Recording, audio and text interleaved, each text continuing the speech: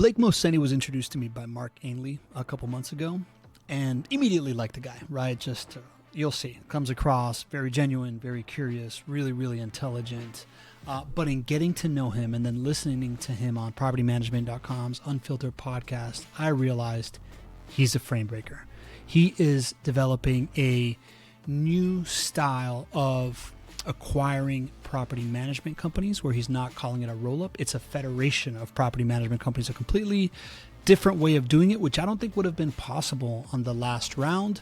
And he's got some really interesting views on this new level of service that's going to become the norm in property management. And the way that he describes it is unlike anybody I'd ever heard before. So I think you're really, really going to enjoy this conversation with Blake Mohseni.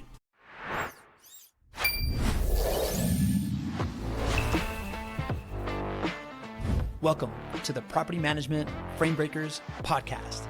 I'm your host, Pablo Gonzalez, and I am here to introduce you to the folks in the property management space that have broken the frame of what you may believe was possible. This podcast is presented by Vendoroo. It is your all-in-one AI solution for resolving your maintenance needs. Let's go. So I listened to you on the propertymanagement.com, what's it called? Unfiltered, right? On the Unfiltered podcast. The way that you describe your business as like a federation, I think that that's really, really interesting. But then when you were talking about kind of like your motion of doing this like free AI consulting stuff in order to like feed what you know, in order to kind of like pre-qualify people, right? Like a very like add value first business model in what you're building in order to like get really down to it. Reminds me a little bit of, are you familiar with acquisition.com and I am familiar with Hormozi. Hormozi, right? Definitely have some. Actually, I have two of his books are over here. Yeah, cool. Money models and $100 million leads are right there. Interesting. I mean, is that an accurate way to like? Did you kind of like? Were you inspired by that piece? Is that like what's different between the Hormozi business model and what you're doing? It's funny because I feel like people that consume a lot of content just are consuming and you're consuming, and then eventually things just start popping in your head and you're like, I have this great idea. Now, whether it came from any of the Hormozi content, I wasn't sitting there being like, oh, I'm going to copy exactly what Hormozi is doing. It was hey, this is a way for us to continue to not only add value in the market, but also, as I stated on that podcast, really continue to build out some of our own structures that we want to apply into the businesses that we are looking to acquire. Yeah. And so I think the short answer to your question is I'm sure there's some Hormozi baked in there based off of the content and learnings that have been had along the way, but it was not purposeful to say, hey, I want to be acquisition.com and recreate this in this space. Well, then let's start there. Let's start with this idea that you're building a federation, not a roll-up. What's the difference? Sure. So a lot of people talk about what's taking place in property management space. They're like, oh, PEs all over the place. You got all these people coming in with capital. And I think the general tone that I have observed in the market is traditional roll-ups are coming in, they're removing the owner, they're stripping off the brand, they're trying to retrofit the team. And truly my belief is that those are a way to execute and deliver. But from my perspective, it is not the way that we want to execute and deliver. And if you look at what is actually taking place when you're acquiring a firm, you have market recognition from that particular brand. You have a team that knows the local ordinances and operating systems and things that have enabled that firm to get to that specific level. And so it feels counterintuitive to come in, especially me, not being native to property management, and come in and say, hey, I know better. We're going to rip the owner. We're going to rip the team. We're going to apply AI. We're going to do this thing. We're going to do that thing. And it's going to drive immense amount of value. And so how I and the rest of the group at Rising Tide believe that a successful execution of building a platform should happen is to actually focus on the grassroots, what actually makes those local operators great, and then to supercharge those organizations leveraging the certain capabilities that we bring to the table as Rising Tide. And so the difference between a federation and a roll-up is to say roll up is going to take away some of the foundational things that made an organization successful in the first place. And a federation is to focus on, let's double down on the things that have actually made that firm successful and provided the resources and support that can help supercharge that to the next level of growth. So it's really interesting, man. As I've told you about JWB, who's the people that kind of got me into the space, right? The vertically integrated turnkey rental property management company here, Sure. turnkey rental property investment company here in Jacksonville. They've recently not the same thing, right? Like they have really championed the idea that for them to provide the most value to their investors possible, they're not going to turn around and start selling turnkey properties in other markets and stuff like Hmm. that. But recently, for the first time ever, they've gone out and acquired a couple of other property management companies in different markets. And Sure. their argument is essentially saying like, man, the more that we can learn from what other people are doing and the more that we can share our ideologies, like we're not going to go do this vertically integrated turnkey stuff elsewhere, but having other companies in other areas that help kind of like feed the flywheel of knowledge and continue to do that strengthens the main operation on top of strengthening other operations. And like I had never heard that before. They're having these like masterminds between the different, groups that they've purchased and themselves. And I'm like listening to you say it, I'm like, okay, this feels like kind of like what's at the heart of what you're talking about. Is that ring about right? Yeah, the flywheel that you're talking about is Yeah. all about collective learning and growth at the end of the Yeah. day. And I said this, I've said this on multiple podcasts and conversations that I've had is if someone comes to us and is like, listen, we don't want to be a part of the next chapter, we're just trying to sell our organization and Yeah. cash out, like we're not going to say no to having that conversation. But coming back to what I alluded to before, there's so much knowledge and expertise already defined in these institutions. That's how they've been able to get to the level that they've been able to get to. And so, why not let the players continue to play and just give them the supplements or support that's needed to help get them to whatever the next chapter or tranche of success looks like? And as you said, Pablo, maybe that's a mastermind group across multiple different geographies where people are able to talk about their woes and the pain points that they're dealing with on a regular basis. Maybe that is a shared AI infrastructure or stack that can help plug into each one of these different organizations. I will call out though that the objective as we continue to scale up these organizations is to create businesses that continue to grow and produce. And I Yep. think that when you think about going back to one of your questions from before, which is this idea of a roll up, most firms are like, we have the X company way of doing things. We're going to reset everyone to whatever that standard is. Yep. And there might be places where that makes sense, but to make an absolute commentary or edict that says, "Hey, this is how it needs to happen going Yeah. forward," it's not actually tapping into the gold that is provided by each one of these firms and institutions. Yeah, I like that, man. And I don't want to just replicate the conversation you had on Unfiltered. I think our friend that's listening right now should go listen to it, right? I'm a fan of Matt Spear and what he's doing over 100%. there. Yeah, yeah. It's definitely worth it. One of the things I like that you said is this idea of, a roll up would probably say, we've either developed this proprietary software, everybody has to have the same software stack, or like everybody's going to be an Appfolio or whatever, and you're coming in with kind of like you're building this like laboratory to have the different solutions for the different ways to incorporate what you all are doing that can be tailored to whatever existing tech stack already exists in order for somebody to be able to transition that in that way. And I'm curious, how is there something that ends up being fully in the shared services that everybody partakes in? Is this kind of like I wonder how much you've thought through the where the scale comes from if you're not standardizing tech and you're not standardizing different things and you're allowing from different processes to do different things. How do you think about that kind of like balance between the scale that you can get and the ability for people to do it the way that they want to do it? Yep, 100%. So there's a couple different layers to your question. One ties to this idea of technology. And so Hmm. what I would say transcends all PM firms is Hmm. there's a leasing function, there's a maintenance function, There's general Mhm. administrative functions. There's all these different functions that exist across each Yeah. one of the firms, regardless of the geography that you're operating in. Now, obviously, there's local nuances that need to be taken into account as you guys have lived through and all the different iterations of how that shows up in maintenance for Yeah. from what you're doing at Vendoroo. Mhm. But the stack and how people actually yield the outcome is where you see a lot of that high degree of variation. Mhm. And so how we see this is we see regionalized operators that we are partnering with where we pick Mhm. specific regions where those become the hubs of how we want to define the centralized standards within those geographies, and then we Mhm. continue to scale up within each one of those hubs. So an example would be, it's like, hey, if we're in the Chicagoland area, our objective is not to purchase 7 different property management firms and having them all operating on their own stacks. To your point, that would there would be some denigration of what would actually be taking place within that particular geography. But Mhm. to centralize within that geography and actually be able to continue to scale up from there. And what you would typically see is you would see a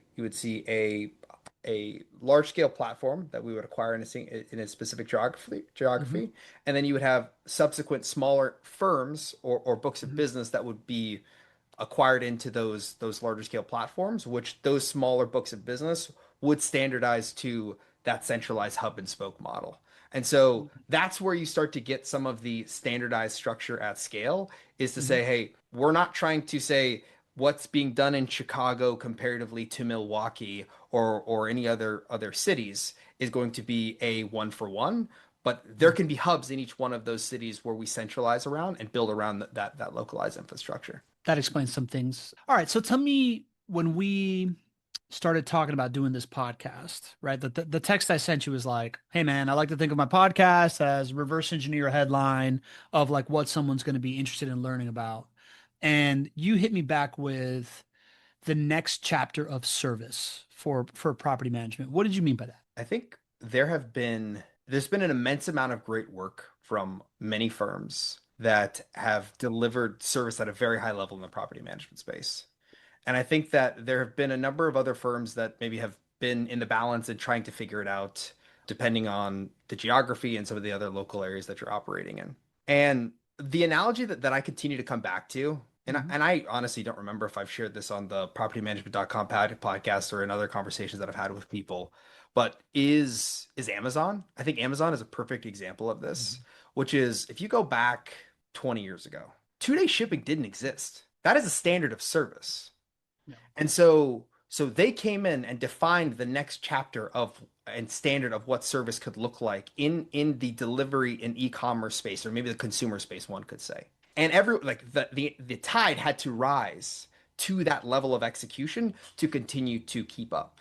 And so if you think about what has transpired over the generations since property management has existed, like one of the largest cataclysmic shifts that has taken place is the introduction of virtual assistants to help lower operating costs, provide a higher degree of service because you're able to have people answering 24/7. Maybe you have other SaaS products that you're plugging in to help facilitate that. And so that has continued to raise the bar from an owner and a tenant standpoint. And I think that that's the same thing that is going to be transpiring going into the future, which is having a answering service. And actually, I know Pablo, you've brought this up with me, and other members from the Vendoroo team have brought this up with me. So I'll share this as an anchor point. It's like Mhm. what you guys offer at Vendoroo is 24/7 support. That Yeah. ability for a tenant or an owner to call in and get their answers and feedback right away. That is a standard of service that is being defined in the market and something that is differentiating specific owners Yeah. or property management firms to owners and to tenants. And so that's what I believe is coming is with AI and with technology is this next standard of service, is this next chapter that we're all going to be operating in. And that's what we want to do across our platforms and the firms that we're acquiring, is to work to help continue to raise the tide, to lift all the boats within the industry on what that expectation is. And you guys are already forging the way doing the work that you're doing at Vendoroo, especially on the maintenance side. I like that. I like that framing that you brought in. I hadn't heard you use the Amazon Prime shipping as an example, but I think it's a perfect example. Like we talk about this a lot internally, this idea of once somebody, right? Like we've had multiple clients show us essentially that when they've had a good conversation with an owner, feels like it's going well, and they're like, yeah, we use AI for maintenance, and like, well, what does that even mean? And they'll call the receptionist, they'll like fake troubleshoot like a leaky faucet, and then show them how, instead of sending an emergency plumber at 11 o'clock at night, this thing would have been fully triaged and troubleshot, and it's risk mitigated. And the idea that the moment that there's a certain amount of people that are doing that in a market, you know, it's it elevates what the expectation is something that I've been talking about a lot on this podcast for a while. This kind of like I never had like a one-to-one comparison to do it, that the 2-day shipping, right? Like I find it very difficult to order anything that I can't get within 48 hours anymore, right? I mean, Like, now also the bar is continuing to rise. yeah, Like they're like, oh, now same everyone caught day, up to yeah, us. Same day shipping, like pay an extra yeah, $2. Like, okay, yeah, better than driving to Target or one of these other places. I can just get it to my yeah, house. yeah, totally, totally, totally, totally. And it's become, and it feels like it got totally normalized just like overnight by Mhm. a big player, and now everybody follows suit. I'm curious, pretty easy from my vantage standpoint, standard of service of, and I think pretty easy, it's been proven it's pretty easy for triaging and troubleshooting being the first thing that goes with this, right? It looks Sure. like, that feels like what everybody's been able to roll out on the maintenance side. Do you have any other bets on, what the standard of service things that you see in the conversations that you're happening, stuff that's already percolating, where there's already a market where someone has a different standard of service across a couple different things, and whoever comes next is going to have to just start there? Do you have anything like that, on any beliefs around that? Yeah, so I'll say a couple things. First, I'll say there are a lot of great vendors in this space that are helping facilitate that. Like there Yeah. are many point solutions that are coming out to help push the industry forward to enhance that standard of service. And I'm so excited about all of those players that are coming into the market, because that's how we improve, and that's how we continue to drive towards just enhancement and improvement within a specific industry. Now, if we think about other aggregators, and I'm not going to name names because Mhm. I don't like to get into that game, but there are other aggregators out there that have started to go down this path, and other companies that have been funded very heavily that have created AI and other infrastructure to help enable some of these specific workflows within different organizations. Mhm. Now, down to the workflow level and some of the activities that are taking place beyond triage and beyond some of the communications that are taking place with clients. Like my belief is the future is insight driven. Mm. What's the best way to frame this? It is insight based performance, meaning there is data that is Mm. being whipped off of every single person that Yeah. is operating within your organization, agent or not. Yeah. And that data at scale becomes the forward looking insight that allows you to operate your business proactively, where you're not actually trying to react to some sort of maintenance issue where the fridge Mhm. is out or the HVAC unit is out. You've actually has visibility to what is the probability of that unit going out based off of how old it is, based off how many times it's been serviced, based off of the industry details, or you have insight on what is the likelihood of a tenant being frustrated or owner being frustrated based off of the things that have transpired over the last 24 hours, month, whatever the duration of time is. And I know that's Yeah. stuff that you and the team have been building into your stack at Vendoroo. Yeah. But that is the next chapter is if you think about the quality of AI and what it's actually able to do, AI is only as powerful as the data that it ingests. And so the first tranche or focus that any firm should be focusing on is how do you get your data right? and Yeah. and make sure that it's set up in a way that it can be consumed. And then the more Mhm. clarity and transparency you have that data and information, then you could continue to get to that insight-based operating system where Mhm. the standard of service will continue to rise because you're able to be proactive in the things that need to be happening day in and day out. You said it in a really succinct, technical way, I don't know if that's and a diss or not, but I'll take it for no, what it no, is. no, no, no. I will self-deprecate and say, well, asking for a friend. What does that mean, man? Like, talk to me. I'm a real estate investor, right? Like, what am I? what should I be expecting on my in a year or two when I'm dealing with a property manager that today I'd be like, fuck, I'd love for that to happen, but that's never gonna happen. Mhm. So I want to call this out first. Yeah. Your question was like, what does the future have in store, and what can we expect looking into the Yeah. future? That is very futuristic in terms Yeah. of what I've called out. The pace at Mhm. which things are moving, I'm not saying we're decades off. I, We're I don't want you to predict the future. I think that stuff's happening right now. I agree with you. It's I just agree with you. the average real estate investor isn't demanding it yet. I agree with you. And Right. so think about it this way. Data is useless without insights. And and there's a lot of data everywhere. People are have their dashboards and this thing and that thing.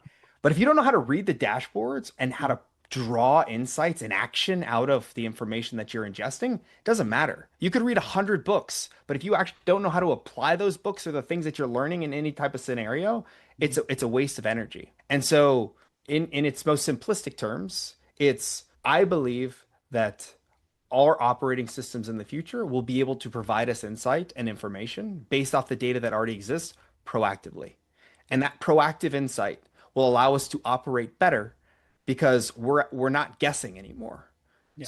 So many property managers that I speak to, it's like you roll out of bed and you're in the trenches. People are Yeah. chucking grenades at you and Yeah. you had a plan Yeah. and you're getting punched in the face Mike Tyson style right when you start your day because just the nature of the job. And I'm not going to say that's going to go away overnight, but I do believe that the load we can continue to minimize that load, Yeah. leveraging technology to answer the repeatable questions Yeah. and to shift the focus towards let's actually have individuals focusing on that human connection, which is what is going to become the future and the expectation on the standard of service. No longer are people going to be looking around saying like, hey, I don't need to hear back from I expect not to hear back from my property manager for the next 3 or 4 days.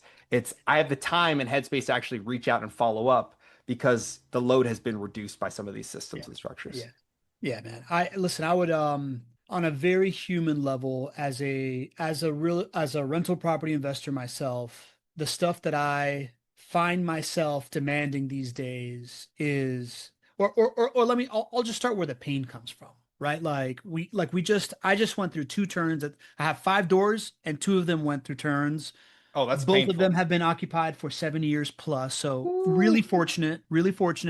But Hmm. 7 years plus means $10,000 plus turns on both of them, right? Hmm. Our the source of our pain comes when there's all these different decisions that need to be made, and somebody on the team is like, "Hey, you have all these different decisions to make," and we're just like, "Dude, tell me what to do." And when that answer doesn't come across as confident, then I'm just like, "Oh God, I'm just like in this like spiral." Right. Hmm. So when I look at it from our standpoint, right, I'm sure that David has shown you this stuff, right? Like our insight into like whenever there's a maintenance decision coming out, it having, listen, these are all the things that we looked at in order to make sure that this was the right thing that needs to happen.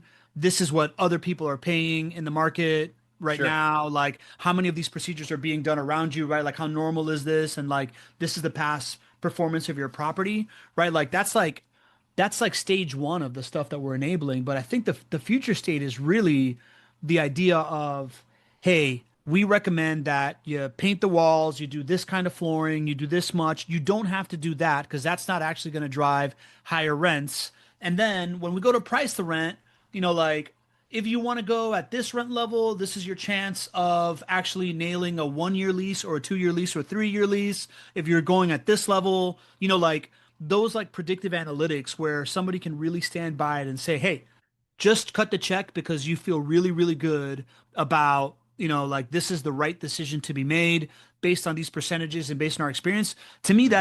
that's what the passive real estate investor wants, right? And that Hmm. I think that that's what you're saying. I'm just trying to get you out of like data and blah out of your mind, like right, like that's what you're telling me, right? 100%. Like Yeah, I appreciate you helping it tease it out for the listeners. Um, what I'll ultimately get to is there's four customers, and yeah, I always speak to this. You have the owner, you have the tenant, you have the vendor, and you have the employee. And each of them have their own wants and desires. And what you have effectively named across the specific vectors to say, hey, this is what the owner wants Yeah. as they are interfacing with their property manager. And the Yes. same concept is true across each one of the other owner sets that I've Mhm. alluded to. Mhm. And those type of predictive analytics and engagement are the things that will help drive higher levels of engagement and retention across each one of those categories, which ultimately yield to the outcome that we're all driving towards, which is more effective property management firms. Totally. Totally.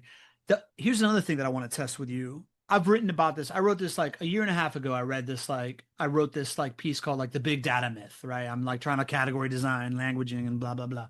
Essentially saying that, yeah, we have a ton of data, but the data that we have wasn't built for like the things that we can now pull these decisions out of. And there wasn't, I stopped sort of saying structured a certain way because I don't know what I'm talking about. But like my example was, up until now, we've really made software that is essentially just like a textbook.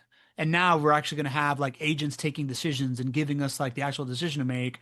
We're not just making textbooks, we're actually building a curriculum. Like it's like, what is the school curriculum and what is the data that needs to go into it?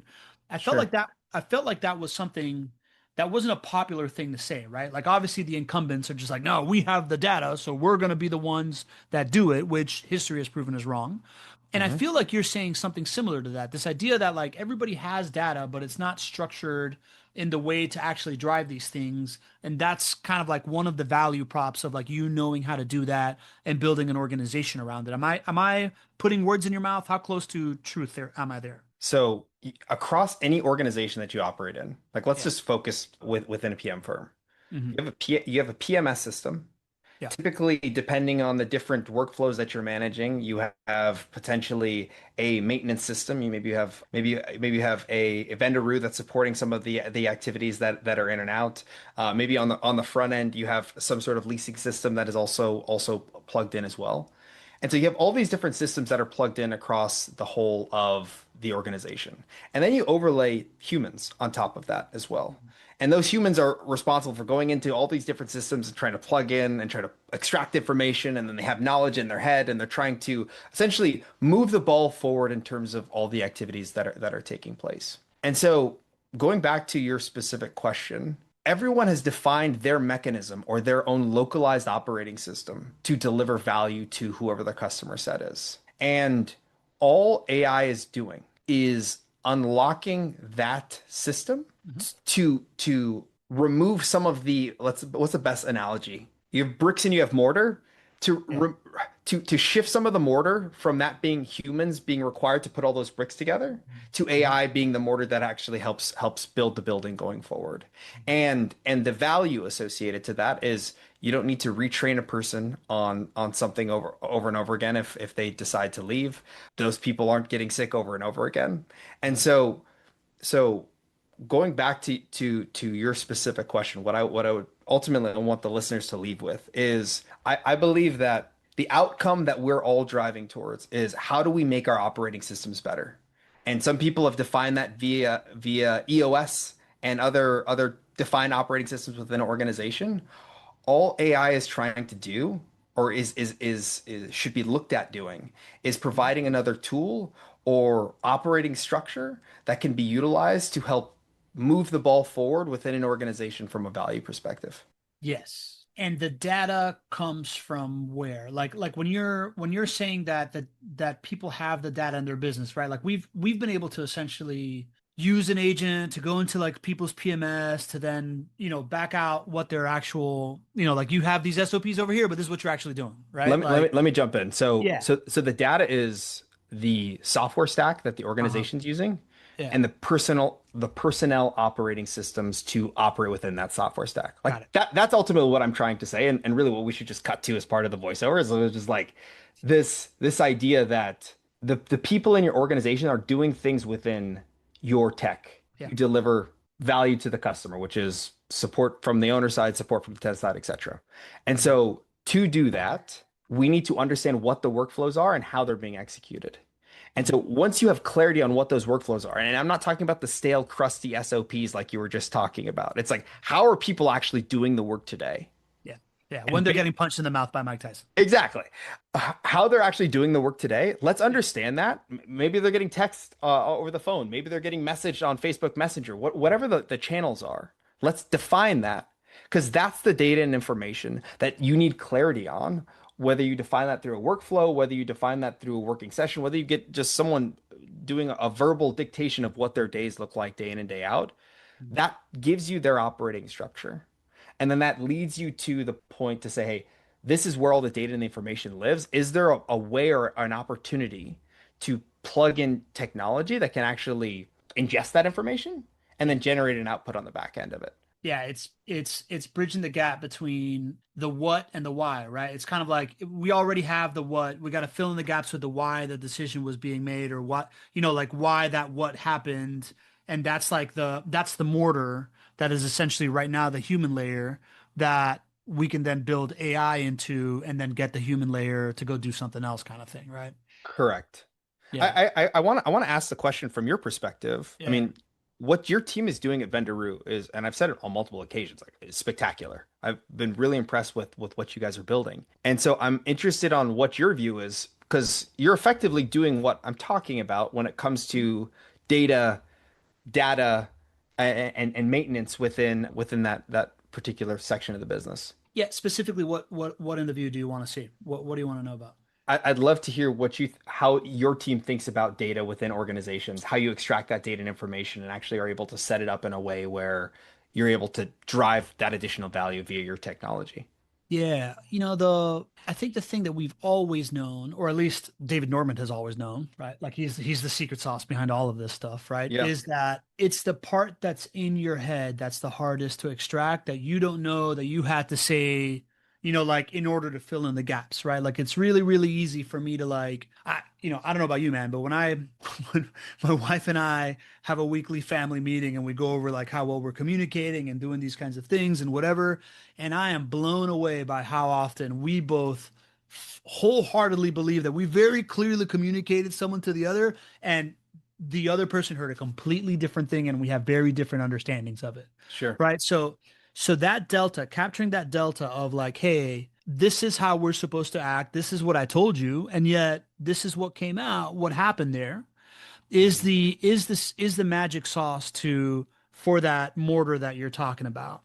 And Mhm. for us, it's been a journey in I think that the technology has been there for a while, right? It's how do you create a user interface that makes it supernatural for that insight to be uncovered with as least pain and defensiveness as possible from the human side, and Sure. then to be extracted with as little friction to make that extraction for the AI to then continually learn, Mhm. right?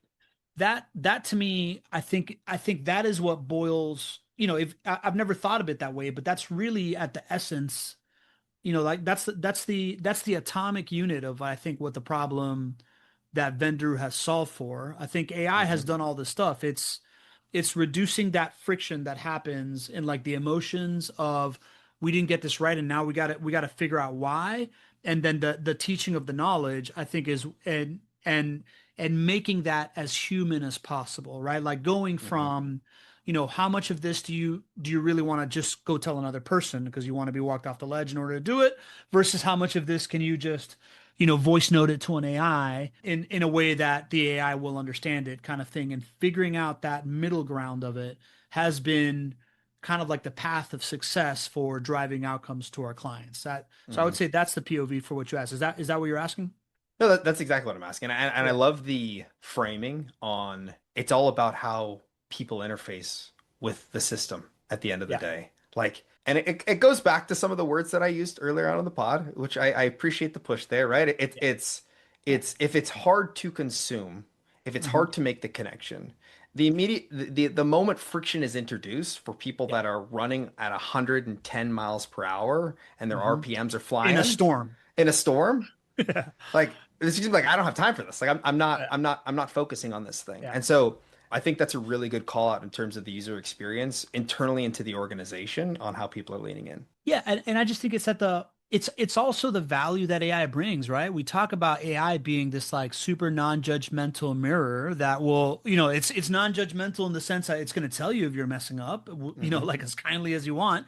And and you can also, it's also never going to like lose patience with it or take it personally that something happened, right? So like Hmm. that at the end of you said this on the propertymanagement.com podcast. This is about as like sensitive as, this is the most emotional thing that people are dealing with because it's, Hmm. in the stakeholders that you talked about, right? Like the resident, it's their sense of safety.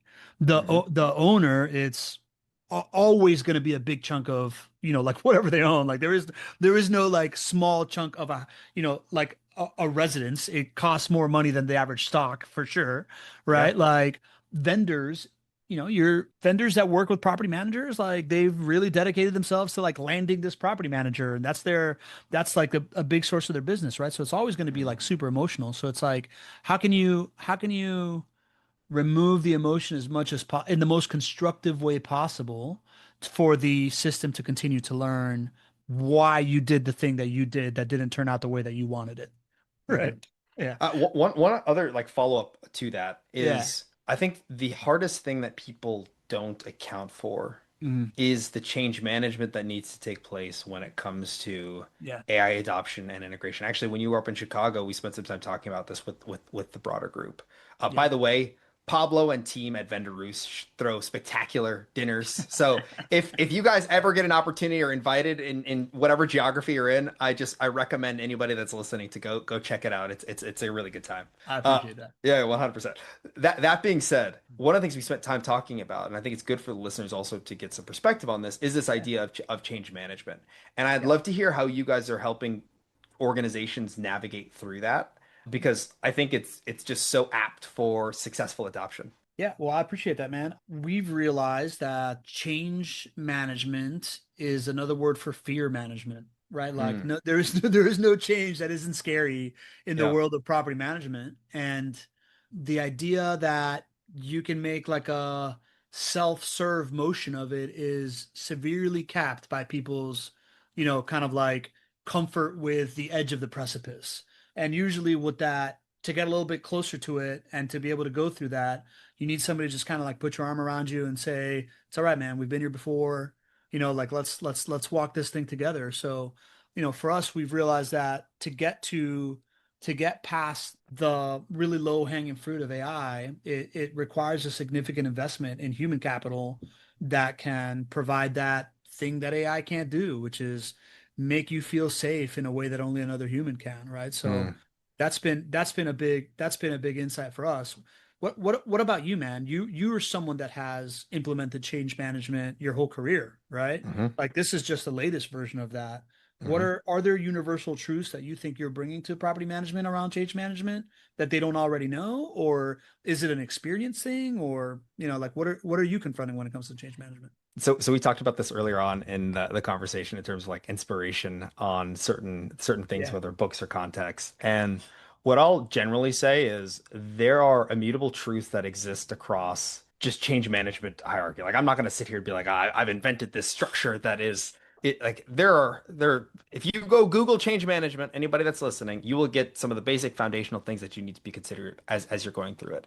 And I love your framing on fear management is ultimately what we're all focusing on when we're talking about that. But it's really about meeting the organization where they're at and giving them the tools to navigate through that. And there's different levers that can be pulled to help facilitate that.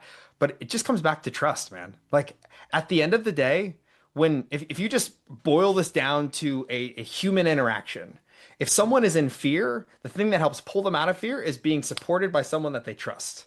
And so it's going into any organization, anybody that's listening and trying to figure out, okay, how do I get my team over the hump on some of these different activities that I'm trying to bring in, whether it's AI, whether it's some new software, whether it's a new team member joining or new leader joining. Mhm.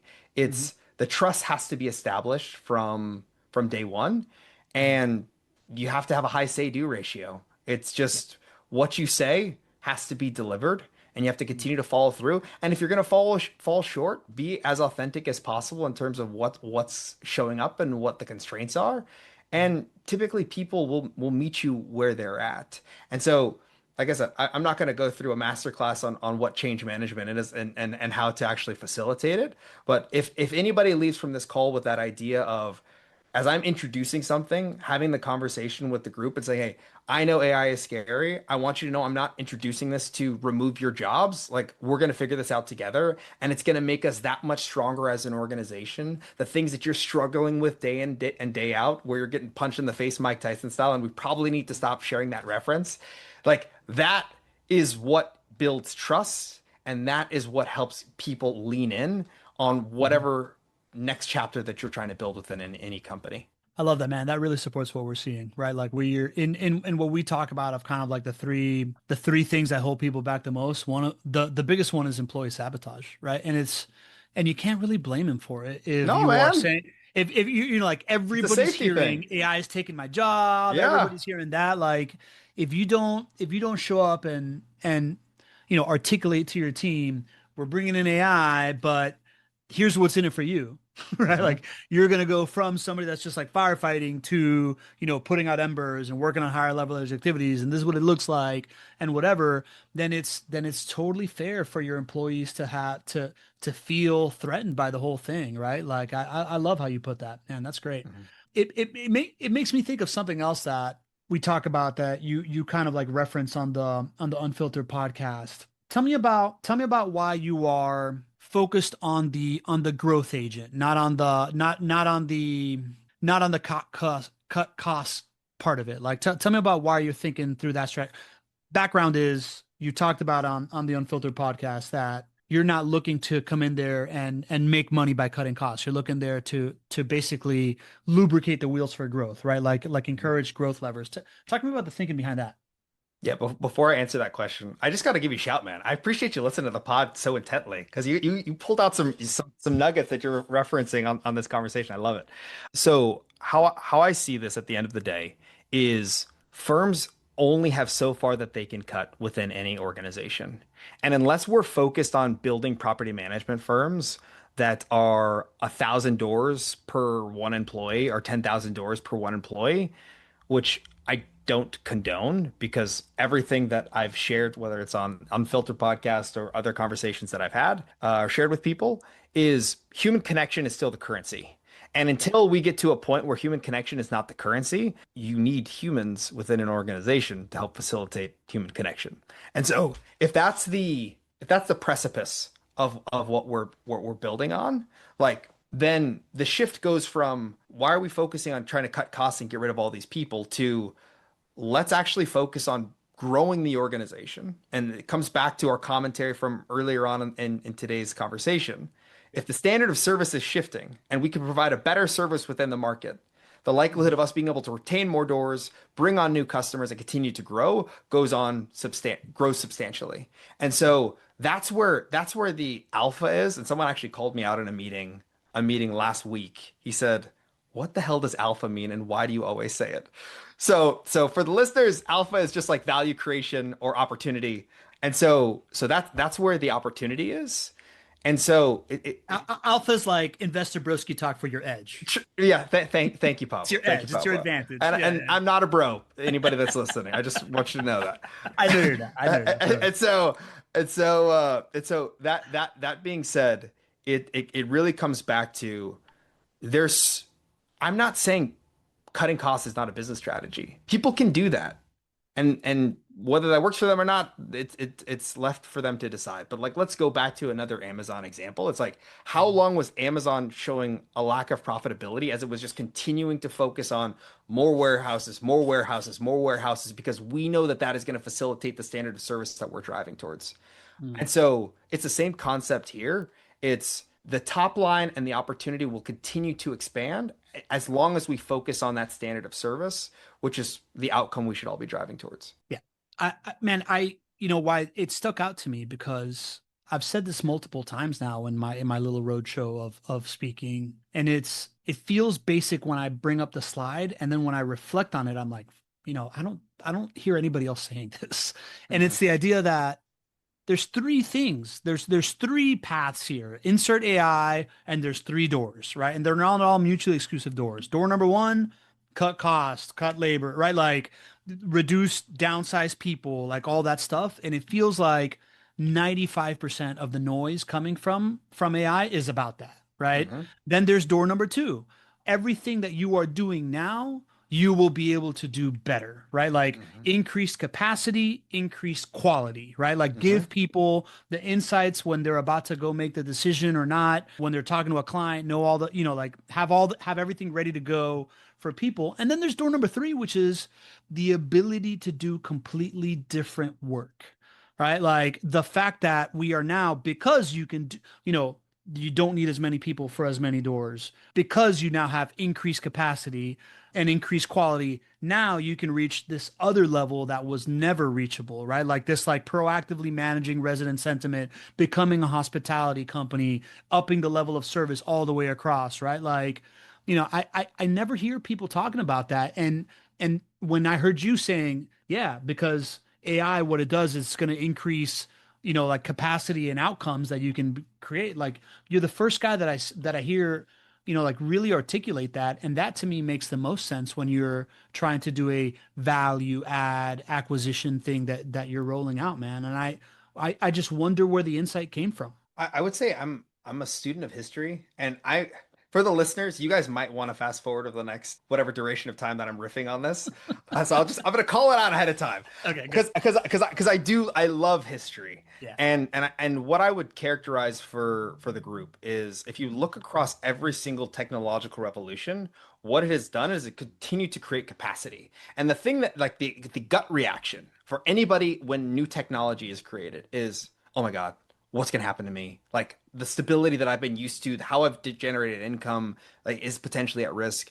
And those are valid concerns. Everyone is trying to provide for their family and do the right thing that's going to help move their lives forward. That said, as you look through history, whether it's the advent of new farming technology, where at one point everyone, 90% of the world were farmers, and then they moved to factories within the Industrial Revolution, or you look at within automation during the Industrial Revolution and how that shifted things forward, or even globalization from there, what has continued to show up over and over and over again is yes, during those periods, you could potentially cut costs and save from the immediate impact associated to your P&L. But the biggest players that have continued to succeed throughout history are the ones that have continued to double down on, hey, how do we continue to double and focus on growth? Because that's if we focus on the actual upside versus the downside, we can push this thing to a limitless potential versus just focusing on at a certain point you can't cut anymore, and there's no one in the organization that's Yeah. operating things And it going just forward. becomes fear, right? Yeah, Like, like, exactly. yeah, Yeah. yeah, yeah, yeah. I love it, man. I've always just explained it as new categories create new categories. And everybody, when they first see a new category, they just see it as like the predatory thing that's going to kill the old category. But in Hmm. reality, the old category remains in some level, and then this new category leads to all these other externalities and positive outcomes, and like just at the different ways of doing things is what ends up happening, and it becomes more and more abundant. But people still in each one of these cycles, like it's like, yeah, but the last one wasn't like this one. And this one's really going to be the one that's like extinction level event. And for whatever reason, Wall Street Journal reporters don't understand, like that law, Hmm. or they're incentivized by the wrong things. But on this one, when you start talking about like, all right, all these, AI to robots to all this stuff is going to come in, it, I don't know, man. How do you think that this is another, so like short term right now, categorical shift, tons of opportunity in property management is the move to like make as much money as you can right now and then get out of here before the robot revolution? Or do you think that this is going to continue to be one of those like more and more abundant category things? I think that I want to address one thing that you called out. Yeah, The news is incentivized to capture your attention. true. So, whatever anybody's views are on anything, you have to understand that there's a business associated to that, and attention is tied to like typically what draws people in are negative events and negative news. Like if Yeah. if they're just showing cat videos every day, don't get me wrong, I love a good cat or dog video, but like at a certain point, people become numb to it and they stop looking at it. And I know we're like kind of off on a tangent, but I'm always happy to share personal views for the Yeah. listeners. And I think the same is true if you look at social media. Like what you like and what you have watch time on, you're going to see more of that because that typically begs to whatever your interest levels are. Mhm. And so So how I see, like, there's a reason why the tone and the posturing around some of this stuff shows up as so negative across many different industries, etc. Mhm. But I'll also call this out. I am a perpetual optimist. Look at my shirt for the people that are on video. It's a good day for a good day. So I look at the world from the stance of abundance, similar to what you were alluding to, Pablo. Like there was a point where the gig economy didn't exist. People couldn't host things via Airbnb. They couldn't do Uber Eats. They couldn't do all these different things. But all of that has created a whole new economy via that technology that no one could have conceived of 25 years ago. And so I believe the same is true here. I Yep. I don't know what the future has in store in terms of what we shift to and where our time goes, but I am an Mhm. eternal optimist that humans are immensely resistant and have survived through a multitude of technological revolutions that have shown up over time, and that also there is something true to the fact that no matter who you talk to, there is still a need for human connection.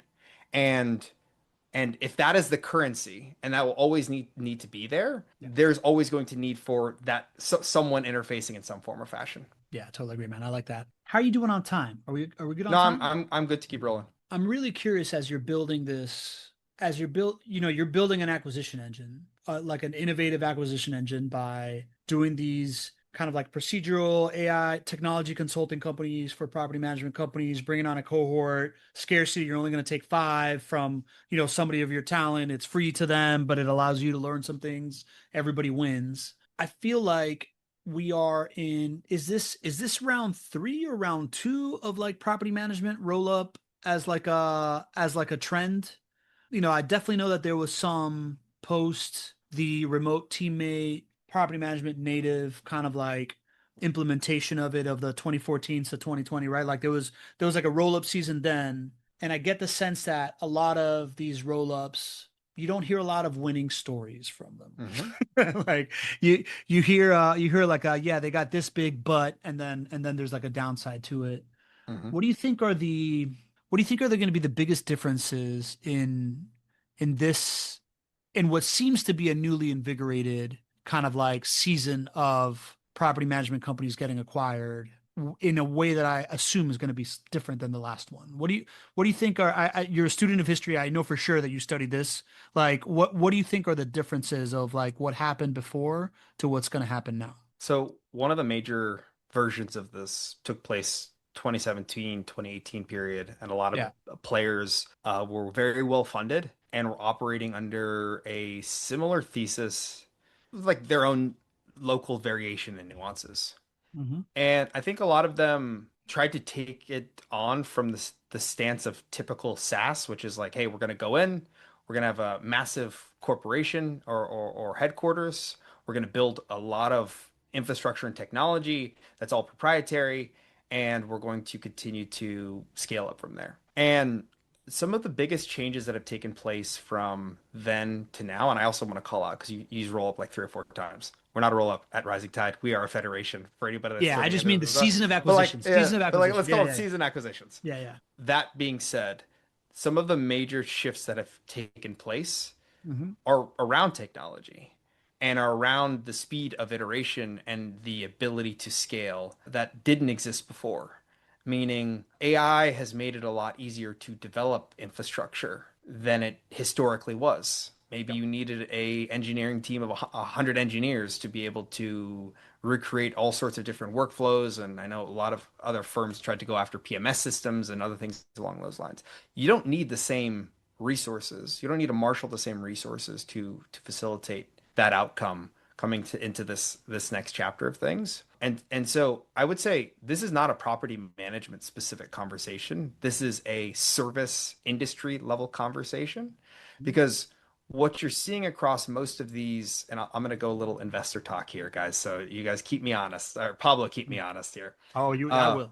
please do. Is the market opportunity across service firms is far bigger than enterprise SaaS, which SaaS stands for software as a service.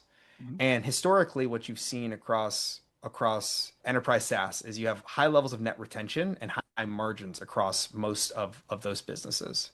And Mhm. that exists because you have these big companies, like these Fortune 500 companies that are paying these crazy bills for their thousands of users, and they don't want to move because it's a huge pain to shift from one platform to the next. And it's like, okay, it's Mhm. good enough. It's serving me a certain outcome. And actually, like bringing this to the property management level, if you think about PMS systems, think Mhm. about how painful it is to shift Yeah, to yeah, PMS. Like yeah, I've had a multitude of conversations with property managers, and they're just like, you could do anything in here, just don't touch my PMS.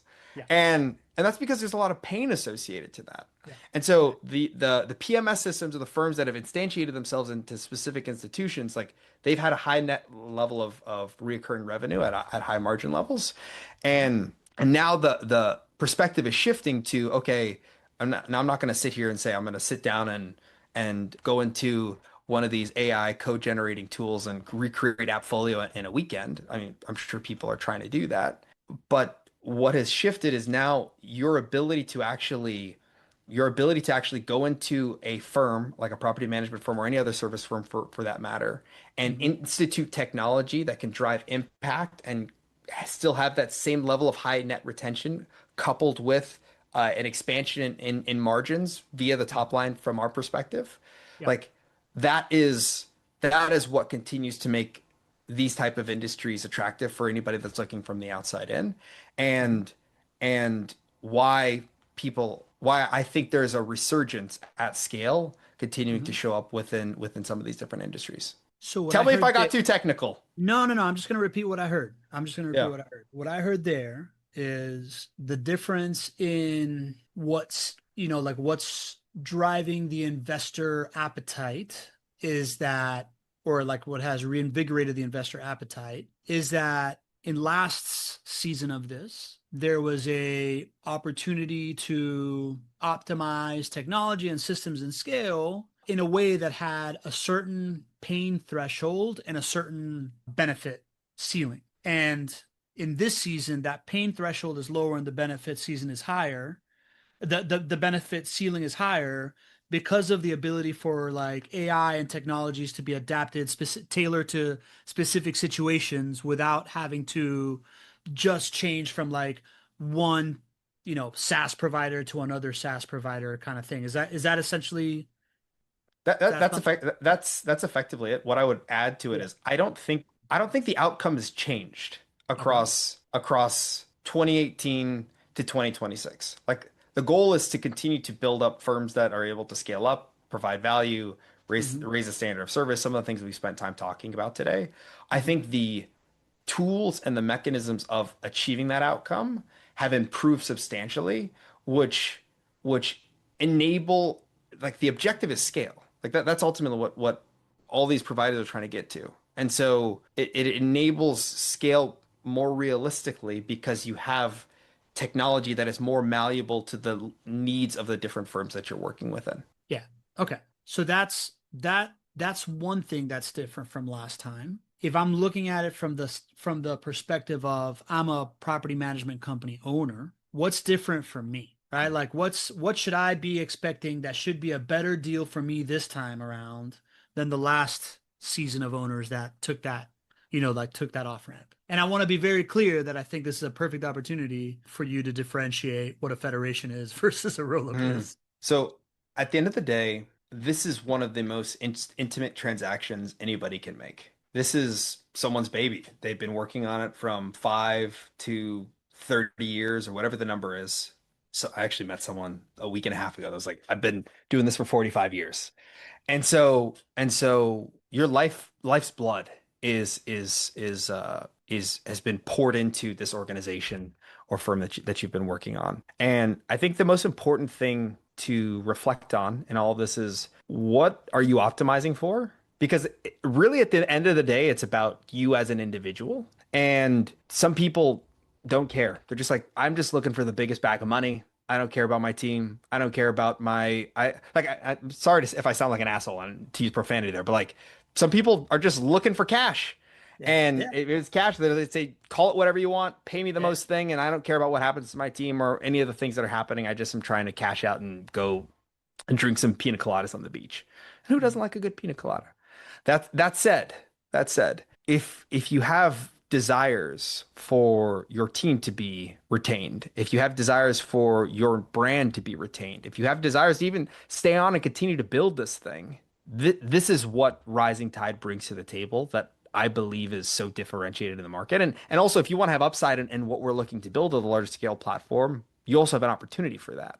And so I share all that to say, as we have continued to go through the process of saying, this is what we're looking to build, this is how we want to show up in the market as Rising Tide, we've been very purposeful on how do we make this as win-win as possible for the owner, because this is the most important transaction of their life, and we want to be there to support them on the journey that they're going to be going through. Is it fair to say that to be so pro supporting the owner's long-term goals was less feasible in the last season? Like, is it more feasible to like come to market and approach owners? Right? Because I'll challenge you and say that I'm sure somebody who sold their property management company in 2019 was also told, "Hey, man, I want to do this because I want you to be on board on this." Like, and this is going to be a good place for you to thrive. And most of those folks are not working for the big boys anymore, right? Like, so is it fair to say that your business model and your approach of like being as owner forward is enabled by like the mass customization at scale that can happen with AI and that can happen through like this level of scale? Is that like a fair thing to say? I haven't thought about that. My off the cuff reaction is yes. Yeah. Like I like historically, to be able to say, hey, we're going to plug into local regionalized operators infrastructure and build out the outcomes that pertain to that localized organization, the Yeah. cost to actually be able to facilitate that from a Yeah. engineering, like this is actually a really good push here, Pablo. It's just unfeasible and unsustainable. Yeah. And so I would say, yeah, it is a product of the technological shift that is taking place. I Yeah. also think it's a product of the capital partners anybody takes on, and their belief in the vision from the start in terms Totally. of what's happening, Yeah. Yeah. Totally. and and not all capital partners are prepared to buy into that, and Totally. that's okay. So Yeah. it's I think it's a matter of capital alignment as well as some of the technological shifts that have taken place. Yeah, I have to like it just hit me when you were saying it, right? But like I'm sure that there was a group that was the more owner friendly group back then, right? Hmm. Like and yet these groups no longer have retained all these owners, right? Hmm. Like no one has. Yeah. So you don't have to say it, I'll say it, right? Like Hmm. so, but I think of my brother-in-law is an executive at Bacardi, and kind of like his like Executive first where? Sorry, you cut out. Bacardi. Okay, got it. So his first kind of big opportunity to make a name for himself was they wanted to start a shared finances service to service Bacardi International, right? Like all the Hmm. different liquor brands. They did, and they put him in charge of kind of like starting that. He did a whole study. It ended up being like best place to do it is Costa Rica. They went and set up like a finance, like a finance operations headquarter in San Jose, and built it, and it's been awesome, right? And that to me feels like what the roll up, acquirer strategy of 2019 kind of had to be, right? Like it Hmm. had to, you probably had to have way more capex into it in order to do it, because you had Hmm. to like centralize people a certain amount, and like different, and technology a certain amount, a different way. And today's probably requires less based on the intensity of how many new people are going to need, and based on like the interconnectivity of the world, and you don't have to have like a big office in another country or whatever, right? Hmm. And that has to be able to give you extra breathing room to not, like when you don't have as much capex in the acquisition strategy, then you can play longer term games with longer term goals, with better incentives that allow you to truly partner with an owner that you are bringing on into your Hmm. federation at a way that you couldn't before, right? So that was a Hmm. story that was going on in my head of like, yeah, I get, I'm a big believer in like context change creates a new missing, creates opportunity for innovation. And Hmm. it's like I don't see the context change as much as like, well, I'm the first ever one that actually really cares about the owners I'm acquiring, Hmm. as much as the way that we can set this up today is like for somebody that thinks that way, there's like a whole new way of doing it, which my gut reaction is to believe that that's true. 100%. No, you've characterized it very well, and I'm going to be utilizing that for future conversations as well. Dude, my goal is for you to use my content to make yourself look good. You know, if I do that, then people like coming on the show and people like listening. Oh, Um, 100%, man. have I missed anything, man? Anything else? Anything else that we haven't talked about that you thought was an interesting thing to hit on coming into this conversation? I want to call out that we're all in this, and I share this at the end of all these conversations. We're all in this together. We're all trying to figure this thing out. There are great providers like Vendoroo that can help you navigate the landscape, and I think we all should continue to lean in. And so, if you want to learn anything else about Rising Tide, what we're looking to build, and how we can help this next chapter of building and growth, I would just tell everyone to go check out our website, risingtidehq.com. And so HQ, like letter Henry and Quail, just so for the Like people that are, headquarters. yeah, there you go, headquarters. There you go. Better said, better said. Yeah. Henry and Quail works too, man. Henry and Quail, sure, bro. There you Yeah, go. all There right, you go. yeah, That's actually yeah. what it's If abbreviating. we're in 18th century New England, Henry and Quail works perfectly. Perfectly. Yeah. That's it. I told you I was a historian, by the way. So that's where that's coming from. But that being said, we're here as a resource for you. Always open to conversations and here to support. And Pablo, man, it's always great chopping it up with you and hoping that we get some more opportunities at the next couple conferences. For sure, man. For sure. Yeah. All right, cool. Listen, I want to acknowledge you, man, because I think you talked about trust as a great lubricant of kind of like how all this is. Actually, yeah, I don't know if I just injected those words in your mouth, but you talked like the importance of trust in what you're doing is massive. I think the importance of trust in property management is massive, right? Like, and everybody that I talk to, like that when I talk to Mark Ainley, to not exaggerate, I'm just like, I don't know what it is about that Blake guy. It's just like he seems so easy to trust, man. Like I want to acknowledge the fact that you really do have this energy that is easy to kind of like connect to, Mhm. and you come across very curious. You're very considerate of like letting the other person talk, and I think it's a wonderful thing that I like being around. And that to me is just like a signal of like social intelligence that I like being around, man. So I just want to acknowledge you for that, and say that, yeah, man, I'm in. Like you're the type of guy I like to hang out with. So, um, 100%, man. I appreciate that call out. And yeah, I can't wait to get another beer with you, man. Because I that's actually owe you one after this last dinner in Chicago. So I'm that's right. holding you to it. I'm holding That's you right. to it. That's right. That's right. Let's do it, man. Thanks for doing this, dude. This is cool. I wasn't sure if the record is still on, but either way, I would just say this. Like Yeah. I feel the same way about you. Like you just have good energy. And I like people with good energy is the best way that I can frame it. So I appreciate the acknowledgement. Uh-huh. And I'm just excited to continue to learn in this space. Like that's what it comes for me at the end of the day. Like I just am a student that loves to learn and loves to continue to grow and to tinker and to get to build new things. And this seems like a really great place to call home.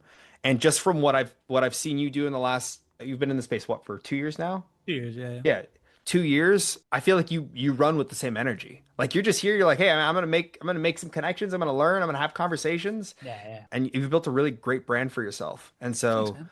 just excited to continue to learn alongside of you. Well, that stays, and that's the end of the pod now. There you go.